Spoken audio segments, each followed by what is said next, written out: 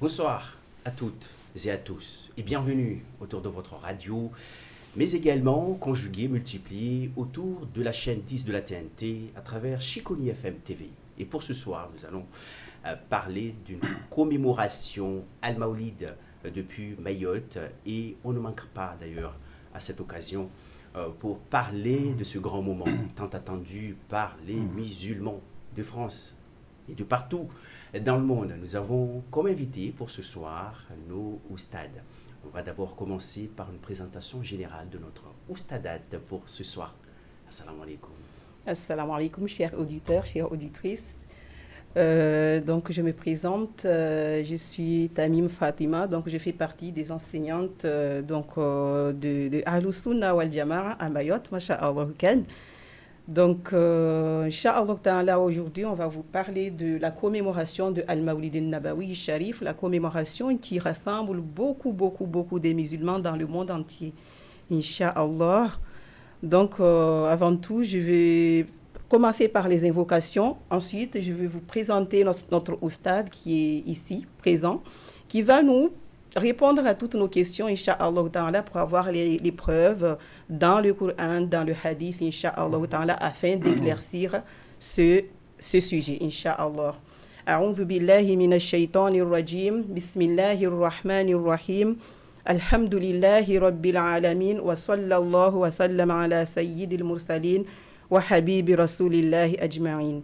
اللهم علمنا ما ينفعنا وانفعنا بما علمتنا وزدنا علما ربنا آتنا في الدنيا حسنة وفي الآخرة حسنة وقنا عذاب النار ربنا لا تزغ قلوبنا بعد إذ هديتنا وهب لنا من لدنك رحمة إنك أنت الوهاب آمين قال رسول الله صلى الله عليه وسلم إنما الأعمال بالنيات وقال الله تبارك وتعالى في القرآن الكريم ليس كمثله شيء وهو السميع البصير وقال الله تعالى لم يلد ولم يولد وقال الله تبارك وتعالى في القرآن الكريم فلا تضربوا لله الأمثال وقال رسول الله صلى الله عليه وسلم كان الله ولم يكن شيء غيره وكان عرشه على الماء وكتب في الذكر كل شيء ثم خلق السماوات والأرض رواه l'imam Ali Masha'Allah. Donc aujourd'hui Inch'Allah Ta'ala, on va vous donner les preuves pour expliquer ce que c'est la commémoration Al-Maoulid. Inch'Allah Ta'ala, je laisse la parole à notre oustad Bal Alamain, Inch'Allah Ta'ala, qui va se présenter afin de répondre à nos questions, Inch'Allah. Barakallahu fikum. Barakallahu fikum. Bismillahir Rahmanir Rahim. Alhamdulillahi Rabbil Alamin. Wa sallallahu ala sayyidina Muhammad wa ala alihi wa sahbihi wa sallim. Allahumma allimna ma yanfa'una wa anfa'na bima 'allamtana wa zidna ilma. La louange est à Allah qui nous a envoyé, celui qui a instauré, suite à la révélation, la sunnah, qui nous a indiqué qu'il y a parmi les innovations ce qui est bon, et que l'honneur et l'élévation en degré soient accordés à celui qui a une belle voix, un beau visage, Abul Qasim, le grand-père de Al-Hassan et de Al-Hussein.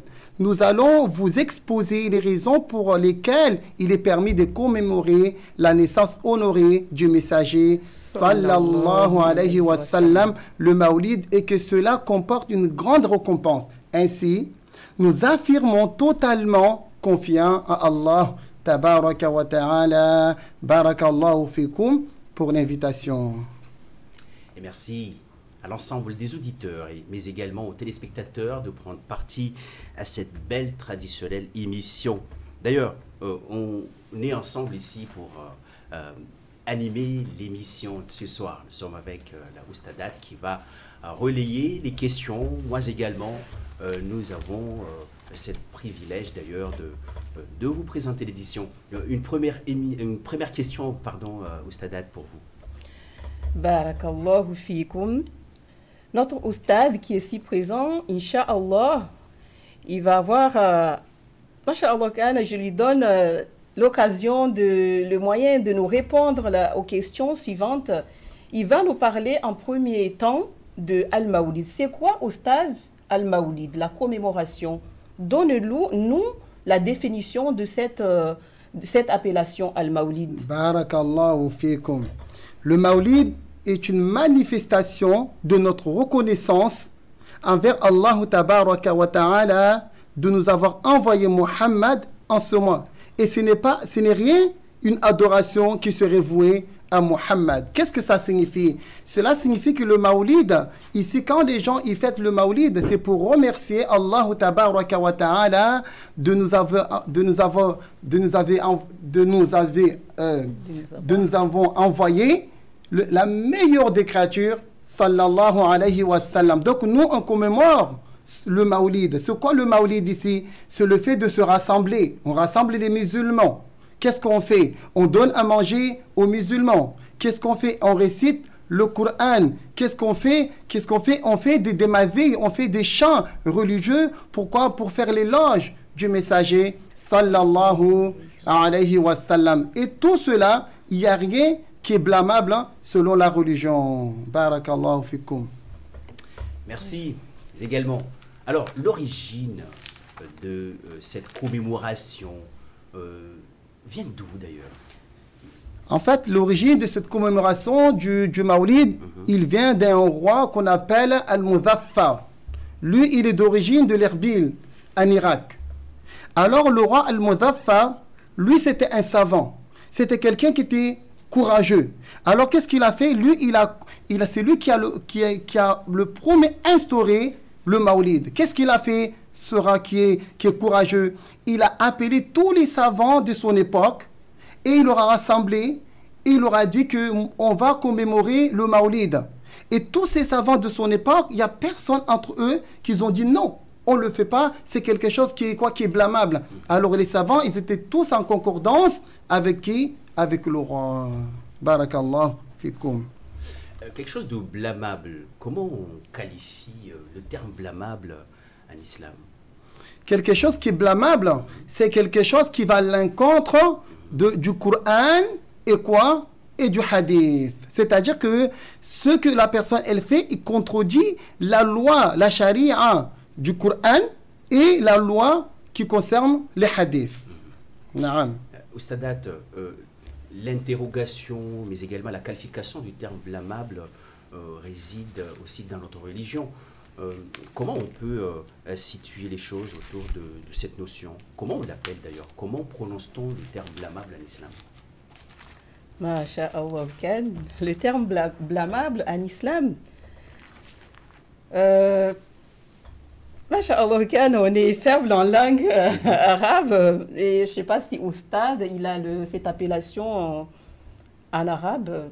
L'appellation de blâmable. Blâmable, oui, mais blâmable, en fait, c'est pas en fait, dans l'islam, subhanallah, c'est pas que le terme blâmable, en fait, quand on dit quelque chose qui est blâmable, c'est quelque chose qui n'est pas honorable. D'accord. C'est quelque chose qui n'est pas honorable. Ça veut dire que ça contredit le hadith et la ayah. Parce qu'on peut faire quelque chose qui est blâmable, même si ce n'est pas quelque chose qui est dans la religion. Ce n'est pas quelque chose de la religion, la personne peut faire quelque chose qui est blâmable. Mais ça veut dire qu'il fait quelque chose qui est blâmable, qui contredit le Coran et les hadiths. C'est-à-dire que ce n'est pas agréé par Allah Azza wa Jal. D'accord. Merci. Allez, on passe tout de suite à une autre question qui est souvent posée d'ailleurs par nous, pratiquants. Alors, qu'est-ce que Al-Bid'a? Subhanallah, Allahu Akbar. Al-Bid'a, sachez-le que Al-Bid'a, le mot Al-Bid'a, c'est un mot qui est en arabe. Les spécialistes, les linguistes de la langue arabe, c'est à eux de nous expliquer, mais ce n'est pas à moi ou à certaines personnes. Mais qu'est-ce qu'ils ont dit les spécialistes de la langue arabe? Ils ont dit que Al-Bid'a, il y a deux significations. Il y a la signification de Al-Bid'a selon la loi de l'islam. Il a une signification. Et Al-Bid'a, selon la langue arabe, il a une signification. Donc ici, la signification de l'innovation dans la langue arabe, ok, c'est Al-Bid'a, ça veut dire quoi dans la langue arabe? C'est quelque chose de nouveau. C'est quelque chose qui n'a pas été instauré au préalable. Ça veut dire, hein, avant, le prophète, par exemple, il n'a pas instauré cette chose-là, mais maintenant, la chose, elle existe. Donc, on dit c'est une nouveauté. Donc, dans la langue arabe, on dit al-bid'a, c'est une nouveauté. C'est ce qui a été instauré sans équivalent antérieur. Donc, dans la loi de l'islam, c'est quoi al-bid'a dans la loi de l'islam? Dans la loi de l'islam, al-bid'a, c'est quoi? C'est ce qui n'est pas explicitement indiqué dans le Coran ou dans le hadith. C'est ça al-bid'a. C'est-à-dire que la personne, elle a fait quelque chose qui est quoi? Qui n'est pas blâmable, qui est honorable, mais en réalité, cette chose qu'elle a faite ne contredit ni les ayats du Coran, ni les hadiths du messager sallallahu alayhi wa sallam. Barakallahu fikum. Mais également, quand on parcourt le Coran, c'est une question qui revient tout le temps. Est-ce qu'on pourrait souligner, voire maîtriser la bonne bidian?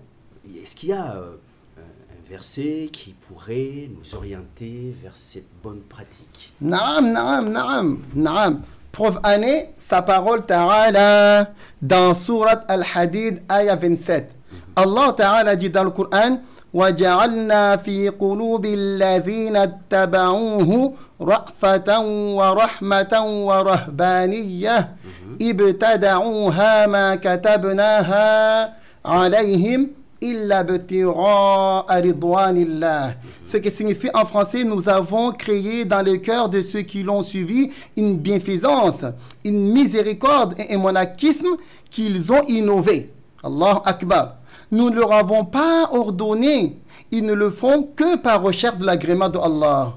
Regardez, subhanallah. Regardez cette preuve qui est éminente, qui est dans le Coran. Allah Ta'ala, il n'a jamais ordonné au peuple d'Isa, ni Isa alayhi salam, il n'a jamais ordonné à son peuple de faire ce qu'on appelle quoi? Ar-Rahbaniyya. Mais c'est quoi ici Ar-Rahbaniyya? Ar-Rahbaniyya, c'est que ces gens-là, ils ont coupé court au désir du bas monde.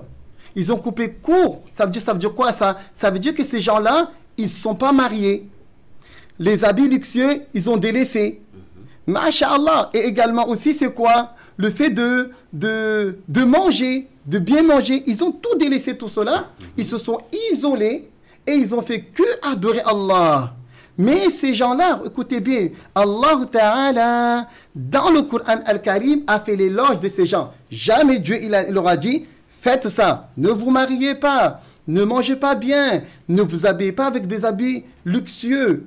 Non, mais qu'est-ce qui s'est passé? Ces gens-là, ils ont fait uniquement par recherche de l'agrément de Allah. Et Allah Ta'ala leur a fait leur éloge dans le Coran en disant وَجَعَلْنَا فِي قُلُوبِ الَّذِينَ اتَّبَعُوهُ رَأْفَةً وَرَحْمَةً وَرَهْبَانِيَّةً ابْتَدَعُوهَا مَا كَتَبْنَاهَا عَلَيْهِمْ إِلَّا ابْتِغَاءَ رِضْوَانِ اللَّهِ. C'est ça, Marcel, masha'Allah Khan, la preuve qui est authentique dans le Coran, qui nous prouve qu'en réalité, les gens qui disent qu'on n'a pas le droit de faire, d'innover quelque chose que Allah ne nous a pas donné l'ordre et que le prophète ne nous a pas donné l'ordre. Mais en réalité, regardez dans cette ayah, ces gens-là, ils n'ont pas reçu l'ordre, mais ils ont innové quelque chose qui ne contredit ni le Coran, ni le hadith.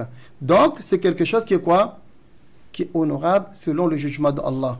Preuve année, Allah Ta'ala a fait les éloges dans le Coran, surat Al-Hadid. Alors, on va mettre en relation, puisque nous sommes dans la phase de nos commémorations. Chaque année, on revient. Nous allons mettre en relation Al-Mawlid et aussi ce hadith. Quel serait l'engagement qu'on pourrait prendre, qu'on pourrait repérer dans cette preuve pour rattacher à la bonne pratique du Mawlid? Qu'est-ce qui est innovante dans notre pratique de Mawlid? Ce qui est innovante, c'est-à-dire que, si j'ai bien compris votre question, qu'est-ce que... Moi, je n'ai pas bien compris la question. Barakallahu fikoum. Essayez de... Dans la pratique, oui. Dans la pratique du Mawlid, oui. On apporte... Actuellement, on a quelques nouveautés, quelques innovations qu'on apporte. dans la pratique. Par exemple, on se retrouve dans un lieu, on commémore, et on s'habille bien. On s'habille bien. Oui, dans la commémoration du Maoulid, il y a des choses, les gens ils disent des choses qui sont blâmables. Mais quand tu poses la question aux gens, mais pourquoi vous dites que le Maoulid c'est haram? Ils te disent non, c'est haram. Mais pourquoi c'est haram? Dites-moi ce qu'on fait dans le Maoulid. Est-ce que le fait de réciter le Coran dans le Maoulid, c'est haram? Il va te dire non. Est-ce que le fait de nourrir les musulmans, est-ce que c'est haram? Il va te dire non. Est-ce que le fait de quoi? De faire l'éloge du messager sallallahu alayhi wa sallam, il va te dire non. Et pourtant, il va te dire quoi? Non, mais le Maoulid, c'est haram parce que le prophète, il n'a pas instauré cela. Masha'Allah. Les choses ont évolué aussi. C'est le mœurs qui évolue et puis les pratiques évoluent. Et nous, on est bien évidemment là pour préserver aussi. La préservation passe par l'innovation. C'est ce qu'on doit aussi retenir. On innove, on évolue, les comportements changent et la population aussi évolue avec. Il faut passer par cette pratique, mais également apporter de l'innovation pour susciter l'engagement de chacun. Subhanallah. Voilà. Très bonne question. Pourquoi? Vous savez pourquoi? Parce que vous savez qu'après le prophète, c'est le prophète qui était le chef des musulmans à l'époque. Mais quand au décès du messager, c'est qui a pris le pouvoir? Abu Bakr Siddiq. Croyez-moi que vous savez qu'à l'époque, le mushaf, le recueil de mushaf n'existe pas. Mais qu'est-ce qu'il a, Abu Bakr Siddiq, qu'est-ce qu'il a fait? Il a pris toutes les feuillets, à droite, à gauche, les mémorisateurs du Coran, il les a appelés, il les a réunis, et qu'est-ce qu'ils ont fait? Ils ont créé un livre. Et ce livre, ils l'ont appelé quoi? Mushaf. Pourquoi? Pourquoi ici Mushaf? Pourquoi Mushaf? Parce qu'en réalité, ces gens-là, ils disent que le fait de faire quelque chose, comme tu avais dit Marcel, eh bien ici, le fait de faire quelque chose de nouveau pour faciliter la population, pour l'évolution, c'est quelque chose qui est quoi? Qui est bien. Mais en plus, regardez, on va arriver. Vous savez, il y a un compagnon, un successeur de compagnon qui s'appelle Yahya. Lui, il n'était pas un compagnon. Et lui, c'est lui qui a mis les harakat, les points sur les lettres. Mais à l'époque, les Arabes tellement, masha'Allah Khan, ils étaient éloquents. Eux, ils faisaient de quoi des concours de quoi? De poésie. Eux, ils partaient même pas à l'école pour apprendre l'arabe tellement pour eux c'était naturel. Ils arrivaient à lire sans les points. Mais après, qu'est-ce qu'ils ont remarqué? Que nous, on était faibles dans quoi? Dans la lecture de l'arabe. Alors, qu'est-ce qu'ils ont inventé? Ils ont inventé quoi? Les points, les tashkil. Et maintenant, même ces gens-là qui disent qu'on n'a pas le droit de faire ce que le prophète n'a pas fait, ils utilisent le Coran et ils utilisent quoi? Les points pour pouvoir quoi? Lire le Coran. Voilà, le repérage se fait aussi dans le temps. Allez, des questions se multiplient ici en studio. Oustadat, une question sûrement dans nos pratiques. Et puis rattaché aussi à notre commémoration de Maoulid, vous avez une question qui est déjà prête pour vous? Oui, masha'Allah, on poursuit les questions. Inch'Allah, je vais m'adresser à notre oustad Bala Alamain, que Allah le préserve. Donc, ici, on aimerait bien savoir la signification de cette parole qui fait tellement de bruit partout dans le monde. Les gens, ils parlent de ce hadith-là, mais on aimerait comprendre le sens de ce hadith-là, subhanallah. La parole prophétique qui signifie wa kullu bid'atin dalalah. Que signifie cette parole? Très bonne question. Pour pouvoir comprendre cela, Marcel, il faut d'abord revenir en arrière. Allah tabaraka wa ta'ala fi al-Qur'an al-Karim. Walladhi anzala alayka al-kitab. Al-kitab, al-Qur'an. Na'am. Wallah walladhi anzala alayka al-kitab.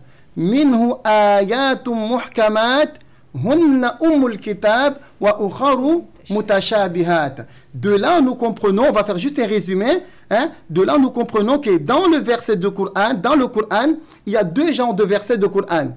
Il y a un verset qui est explicite et un verset qui est quoi? Non explicite. Et Allah Ta'ala, il nous enseignait que pour faire le tafsir, la traduction des versets qui ne sont pas explicites, il faut se baser sur les versets qui sont quoi? Explicites. Également, c'est valable pour les hadiths. Ce hadith ici, kullu bidantin dalala, en réalité, les gens, ils n'ont pas compris cela. Ici, c'est un texte dont l'expression est générale, mais dont le sens est visé et spécifique. Il a dit que ce qui est visé ici, c'est la plupart des innovations. C'est la plupart des innovations sont des égarements. Et le fait que ce hadith est une expression générale et il y a une portée particulière et spécifique n'empêche pas que le prophète wassalam, ait insisté en utilisant le mot cool, parce que le même s'il l'utilisait, même s'il l'utilisait cool, la spécification figure bien dans ce hadith. Comme cela est dans le cas de la parole de Allah Ta'ala. Qu'est-ce qu'on comprend d'ici? On comprend d'ici que, en réalité, même si le prophète il a dit cool, mais qu'est-ce que ça dit cool? En réalité, c'est une expression qui est quoi? Générale. Même en malgache, kula raha, même en maoré, kula shitu. Mais quand tu te dis la personne, je sais pas moi, kula shit, mais ça veut pas dire directement que c'est général, mais deux fois c'est quoi? C'est spécifique. Donc ici, qu'est-ce qu'il a dit ici? Regardez. Tudammiru kulla shay'in. Allah Ta'ala dit dans le Coran, Tudammiru kulla shay'in. Et dans le hadith, le prophète, il a dit quoi, Marcel? Il a dit, kullu bid'atin dalala. Il a utilisé les mêmes. Le prophète, il a dit kul. Allah Ta'ala, il a dit kul. Mais ici, dans cette ayah, elle a aussi une expression générale, mais son sens est spécifique. Le vent dont il est question, dans cette ayah, qui détruit toute chose, Allah a fait qu'il souffle sur les mécréants de peuple de Qud-e-Ad. Alors quand Allah Ta'ala l'a dit, cool, ici pourquoi? C'est quoi? C'est général, mais spécifique sur la population de Qud-e-Ad. Mais Allah nous informe en réalité qu'il a sauvé le prophète Houd et les gens qui l'ont suivi. Donc ici, on comprend que quand il a dit Tudammiru kulla shay', ça ne veut pas dire que Allah Ta'ala, le vent, il a détruit tout ce qui est sur terre. Non! Il est quoi? Il est général, mais spécifique. Donc les gens qui disent que le prophète, il a dit Kullu bidantin dalala, alors eux, ils s'attachent à ce hadith pour dire que toute innovation est égarement. Certains après veulent te dire, non, mais dans la religion, mais quand tu vas le dire, mais les voyelles sur le Coran, comment on appelle, les tashkil et tout, il va te dire, non, mais c'est pas dans la religion. Le Coran, c'est pas dans la religion. Regarde, Marcel, l'ignorance de ces gens. Subhanallah. Merci. Mais également, vous pouvez aussi prendre attache à cette belle édition pour ce soir. Cool. Bien évidemment, on peut être à la fois spécifique, mais générique. Le cas général, on s'adresse à qui? À un groupe de personnes ou à une population particulière? Pardon, je vais vous donner un exemple. Allah Ta'ala dit dans le Coran, wa khalaqa kulla shay'in. Regarde Marcel, il a dit tabaraka wa ta'ala wa khalaqa kulla shay'in. Ce qui signifie il crée toutes choses. Allah Akbar. Là, il y a quoi? Il y a un sens qui est quoi? Qui est général. Ça montre que Allah Ta'ala, il est le créateur de toutes choses. On ne peut pas dire que ici, c'est général, soi-disant spécifique, Allah Ta'ala, il a créé que les cieux, mais Shaitan, il a créé autre chose. Non. Allah Ta'ala dit wa khalaqa kulla shay'in, ce qui signifie Allah, il crée toutes choses. Ici, le contexte, c'est quoi? C'est général. Donc ici, Marcel, il faut revenir sur qui? Les spécialistes dans la langue arabe. On appelle ça les muhaddith, on appelle ça les faqih, on appelle ça les hafiz. Tous ces spécialistes, on revient sur les grands savants, l'imam al-Shafi'i, l'imam al-Bukhari, l'imam Malik, l'imam Ahmad, l'imam Abu Bakr al-Siddiq, Ali, Othman. Qu'est-ce qu'ils ont dit par rapport à cela? Alors, vous mentionnez tout à l'heure les deux versets, une partie implicite et explicite. La partie implicite est souvent inattendue, voire non exprimée. Est-ce qu'on peut aller au-delà de l'explicite pour faire sortir l'implicite? Oui. En fait, ici, comme je disais, que les versets, il y a qui sont explicites, il y a qui sont non explicites. Donc là, la question que tu me poses, Marcel, c'est que tu veux savoir c'est quoi le verset qui est implicite. Naam. Un verset qui est implicite ici, ça veut dire qu'il a plusieurs sens, il a plusieurs significations. Le fait qu'il a plusieurs significations ou le sens qui est visé, il n'est pas correct. Ça veut dire quoi? Je vais donner un exemple.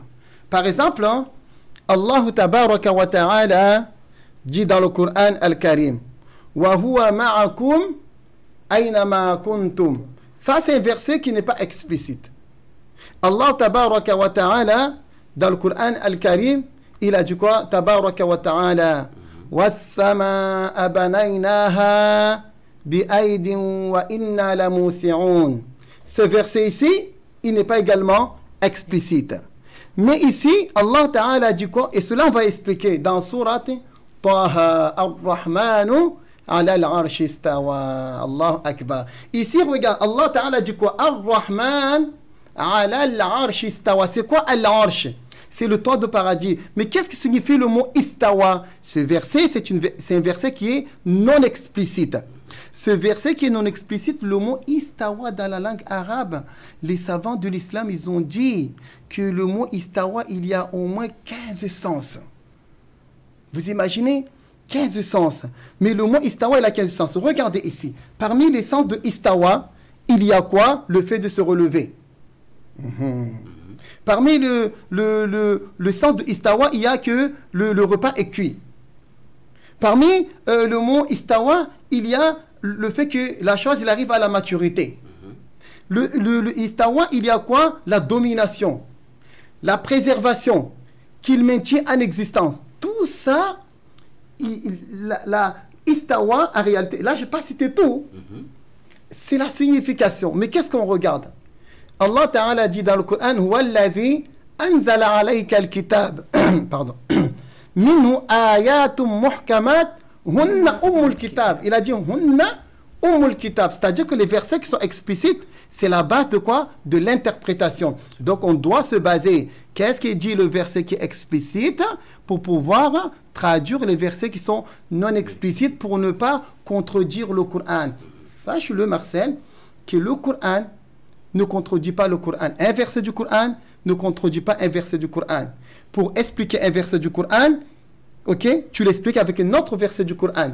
Pour expliquer un hadith, tu l'expliques avec un autre hadith. Ça, c'est pas moi qui a dit ça, c'est les savants de l'islam. Merci. En tout cas, c'est très éducatif ce qu'on vient d'apprendre ici. À titre d'exemple, on observe un arbre. Le lendemain, l'arbre pousse sans qu'on se pose trop de questions. C'est ce istawa dont vous évoquez ce soir. Et puis, cette innovation qu'on évoquait aussi arrive comme ça, sans qu'on le maîtrise, en fait, sans qu'on la maîtrise dans le temps. Mais on le met en place actuellement. En tout cas, c'est une très bonne chose. Et puis, un appel d'ailleurs solennel à l'ensemble des spectateurs, des téléspectateurs également, des auditeurs sont aussi les bienvenus pour mieux comprendre et aussi la bonne pratique. Alors, on va parler cette fois-ci d'une madrasa que vous mettez en route. Vous êtes dans la phase... Dans quelle phase actuellement? Voilà. On vous laisse l'honneur de présenter tout ça. Peut-être Oustadat peut commencer la présentation de la madrasa. Barakallahu fik. Donc, masha'Allah, alhamdulillah, Allah Ta'ala nous a accordé cette chance de pouvoir construire une madrasa à Chikoni, alhamdulillah, parce que ce n'est pas évident, bien sûr, d'enseigner dans une maison. Donc, on est en construction, alhamdulillah, on a déjà fini la première phase, la première partie, la fondation. Donc, on a fait déjà la fondation, mais masha'Allah, on fait appel à vos dons, Inch'Allah Ta'ala, par recherche de l'agrément de Allah Ta'ala pour nous aider. Donc, Inch'Allah Ta'ala, on continue notre construction dans une bonne, Masha'Allah, ambiance. Et il y a beaucoup de gens qui participent, qui donnent beaucoup de dons. Sachez que c'est très important. Le fait de donner par recherche de l'agrément de Allah Ta'ala, c'est quelque chose de bien. Même si la personne, elle a 1 euro, elle donne, Ilahi Ta'ala, c'est un sadaqa. Elle trouve que c'est peu, mais le jour dernier, elle va voir l'éminence de cette... Masha'Allah, de ce geste-là qu'elle a fait par recherche de l'agrément de Allah Ta'ala. Donc, notre construction, notre madrasa, Inch'Allah Ta'ala, qui prendra forme bientôt, Inch'Allah Ta'ala, d'ici peu de temps, Inch'Allah Ta'ala, que Allah nous accorde le moyen. Elle se situe donc à la rue de... Donc, l'adresse, Masha'Allah, la rue de Sowa. Et bon, c'est un peu plus haut. Donc, pour le moment, on enseigne à la maison, donc à domicile, à mon domicile, à 729 route de Sowa. Donc, notre madrasa, elle est ouverte à tous, à tout le monde, que ce soit grand, petit, l'enseignement, ça concerne tout le monde. Que la personne ne se dit pas, je suis déjà âgée, je suis déjà grande, j'ai 18 ans ou j'ai 25 ans, ça y est, je ne vais plus à la madrasa. Vous savez qu'on a toujours besoin d'apprendre. On a toujours besoin d'apprendre jusqu'à la mort. On est censé apprendre la science qui nous est un devoir d'apprendre, de connaître, pour se préserver, bien sûr, du châtiment dans l'au-delà. Donc, n'hésitez pas à nous contacter donc, au 06 39 99 16 27 pour toute information complémentaire, que ce soit pour les inscriptions, pour autres informations.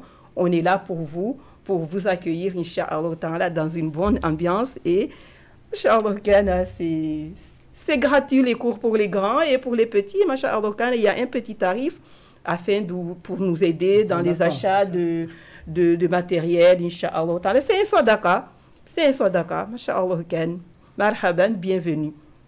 Merci. En tout cas, c'est une invitation à l'ensemble de la population mahoraise. Vous êtes d'ici ou d'ailleurs. Certainement, il y a, comment dirais-je, il y a une cagnotte qui circule sur les réseaux actuellement au stade. Non, c'était. Ah, c'était. Oui. On peut en mettre d'autres aussi. Alors, cette fois-ci, comment participer? Comment venir cotiser, par exemple? Comme madame vient d'indiquer, il y a le numéro de téléphone, la personne elle peut appeler et envoyer son numéro, et après on peut transférer le riba directement sur son téléphone, sur son WhatsApp ou d'autres réseaux sociaux, Inch'Allah. Alors une chose est sûre, c'est que cette madrasat, d'ailleurs, prend forme d'une association déclarée et bien évidemment la confiance s'instaure parce qu'il y a une construction, cette phase de construction qui continue. Pour vos cotisations, vous avez le 06 39 99 16 27, le 06 39 99 16 27, et puis à terme, vous aurez également des actions, des pratiques, des retransmissions qui seront aussi développées depuis cette madrasa. D'ailleurs, c'est une première dans notre centre de Mayotte. À souligner aussi la tenue de la madrasat de ce type, et plus particulièrement autour de la science de la religion. C'est quand même quelque chose à souligner, c'est important de connaître comment on pratique, comment on se tient, comment aussi on réfléchit, comment on pense, comment on doit avancer. Depuis votre jeune âge, vous pouvez aussi prendre part à cette manifestation d'intérêt qui est ouverte d'ailleurs à toute la population mahoraise. Il y a aussi des personnes extérieures aussi qui interviennent, qui arrivent aussi, qui donnent aussi leurs idées. C'est une très bonne chose. Peut-être les derniers mots vous appartiennent, et puis on se quittera. Juste pour dire que, Inch'Allah Ta'ala, parce que les gens, ceux qui sont censés, les gens qui sont intelligents, qu'est-ce qu'ils font? Ils investissent dans ce qu'Allah Ta'ala il agrée. Ce madrasa, c'est quelque chose qui est béni. Si les parents, aujourd'hui, ils aiment le maoulid, alors qu'est-ce qu'ils vont faire? Ils vont s'investir dans ce madrasa. Pourquoi? Parce que la plupart des gens qui construisent aujourd'hui leur madrasa, c'est des gens qui sont contre le maoulid. Et nous, qu'est-ce qu'on fait? Nous, Marcel, on va prendre nos enfants, on va leur mettre dans ces madrasas, et après le lendemain, ils vont venir, ils vont insulter leurs parents. Ils vont dire non, mais c'est pas quelque chose qu'il faut faire, c'est quelque chose qui est du shirk, que le prophète il n'a pas fait, alayhi salatu wassalam. Et depuis nos grands-pères, arrière-grands-pères, on est venu, il n'y a personne entre eux, personne n'a jamais dit c'est quelque chose qui était haram. Et après, les gens aujourd'hui sont venus, ils sont partis je ne sais pas où apprendre leur religion, ils viennent à Mayotte pour diffuser le poison, parce que ça c'est un poison. Alors tous ceux qui aiment le maoulid, ils aiment cette belle religion, alors qu'ils nous aident à bâtir ce bâtiment pour pouvoir quoi? combattre ces gens. Comment on combat ces gens? En enseignant nos enfants notre culture, comme le fait de fêter le Maoulid. Subhanallah. Regardez, Marcel, demain c'est quand? Demain, c'est jeudi. Aujourd'hui, on est mercredi. Demain, c'est férié. Pourquoi? À quelle occasion? Du Maoulid. Alors, ces gens-là, ils sont, on va dire, c'est pas en France, on dit, ils sont minoritaires. Dans quoi? Dans leur égarement. Que Dieu nous en préserve de ces gens-là. Une chance que nous avons, d'ailleurs. Un rendez-vous à ne surtout pas manquer également dans les prochaines heures sur Shikouni FM et aussi pour commémorer la cérémonie, la naissance aussi de notre prophète. Ce soir, nous serons à la place de la mosquée de vendredi de Shikouni pour honorer ce moment inoubliable. Très belle soirée et puis à très bientôt.